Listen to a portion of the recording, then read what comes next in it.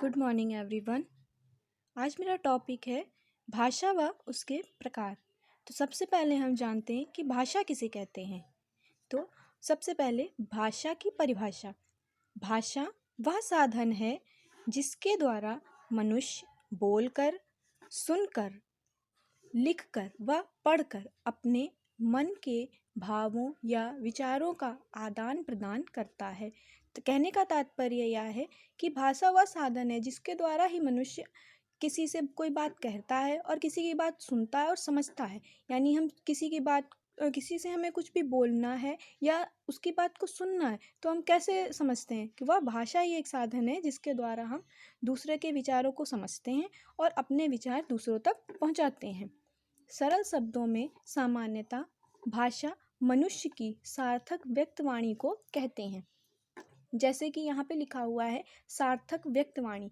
सार्थक व्यक्तवाणी का तात्पर्य यह है कि भाषा जो है हमारी वह किसी अर्थ वाली ही होनी चाहिए। अगर किसी भी शब्द का कोई अर्थ अवश्य निकलना चाहिए। जैसे हम बोलते हैं कमल या गुलाब या रवि, तो कमल से हमें समझ में आता है कि ये किसी पुष्प का नाम है या फूल का नाम है। रवि से हमें समझ में आता है कि यह किसी लड़के का नाम हो सकता है। लेकिन अगर हम बिना माई मात्रा के अक्षरों का ऐसे ही लिख दे का खा गा घा, तो उसका कोई शब्द नहीं बनता और ना ही कुछ उसका कोई अर्थ समझ में आता है, इसलिए वह निरर्थक हो जाती है।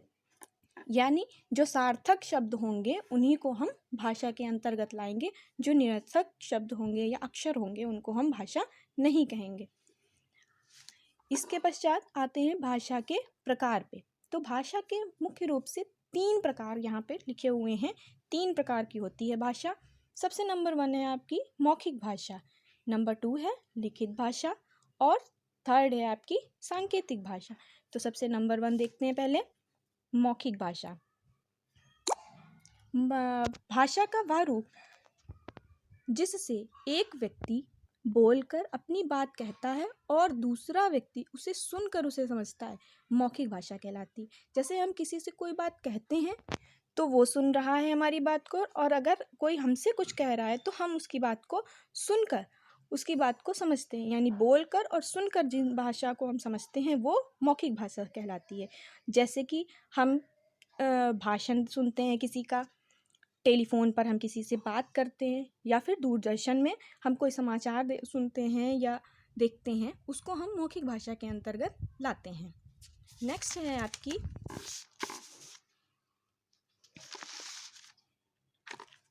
लिखित भाषा।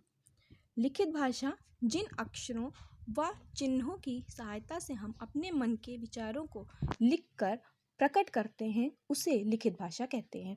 जैसे समाचार पत्र आप देखते हैं ना, न्यूज़पेपर डेली आता है, उसको पढ़ के हम समझते हैं कि उसमें क्या न्यूज़ लिखी हुई है। कोई कहानी हम पढ़ते हैं, लिखी हुई होती है, उसी को देख कर समझते हैं। लेख है, निबंध हैं आदि लिखित भाषा के अंतर्गत आते हैं। थर्ड आपकी आती है सांकेतिक भाषा। जब संकेतों या इशारों के द्वारा बात समझाई व समझी जाती है तब वह सांकेतिक भाषा कहलाती है। जहाँ पे हम बोल के नहीं, ना ही लिख कर समझा पाएँ, वहाँ पे हम संकेतों या इशारों के द्वारा किसी को कोई बात समझाते हैं। जैसे चौराहे पर यातायात नियंत्रित करता सिपाही, जिसको हम बोलते हैं ट्रैफिक इंस्पेक्टर या ट्रैफिक पुलिस बोलते हैं, जो चौराहे पे खड़ा होता है। किसी एक व्यक्ति से वो ये नहीं कहता कि आपको दाएं जाना है या आपको बाएं जाना है, वो सिर्फ हाथ के इशारे से लोगों को बताता है कि आपको दाएं जाना है या आपको बाएं जाना है, आपको रुकना है या आपको जाना है, आगे बढ़ना है।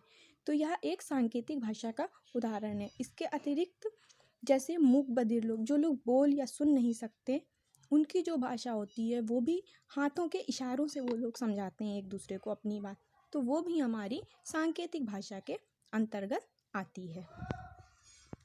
Thank you so much.